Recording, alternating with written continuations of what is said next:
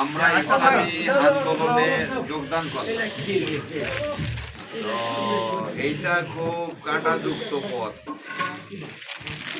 কাঁটাযুক্ত পথ মানে বিগত যে 15টা বছর গেল এই জায়গাতে আমরা এই জায়গাতে এটা আমাদের আবুল হোসেন ভাই, এরা হচ্ছে কিন্তু ক্রস ফায়ারের আসামি ছিল।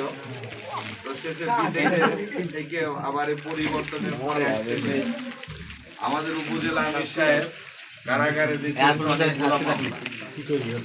আমার 18টা মামলা ও সময়তে দিয়েছিল, 6বার গ্রেপ্তার হয়েছি, মাঝখানে 3 বছর ছাড়া বাকি সব বছরে জেলে দেখতে হয়েছে। Jail, cell, remand. জামাত ইসলামীতে ঢুকতে হলে মনে করতে হবে কি যে এটা পাওনা হইতে পারে, আর তারপরে বললো যে আসলেই খারাপ। কেন বলে চুরি করে না, বলে না অত খারাপ না, ডাকাতি বলে তাও না, ওর চরিত্র দোষ বলে ওর সমস্যা নেই, টাকা মেরি খায় না বলে তাও না, বলতাম না আসলেই খারাপ। এই শব্দগুলা কিন্তু শুনতে হবে, বুঝলেন? তো এই জন্য একটু শক্ত হয়ে থাকতে হবে, অন্যরা একটু এ করার জন্য আসবে। আমরা একটুখানি দরুদ শরীফ পড়ে একটা পরিবেশ যখন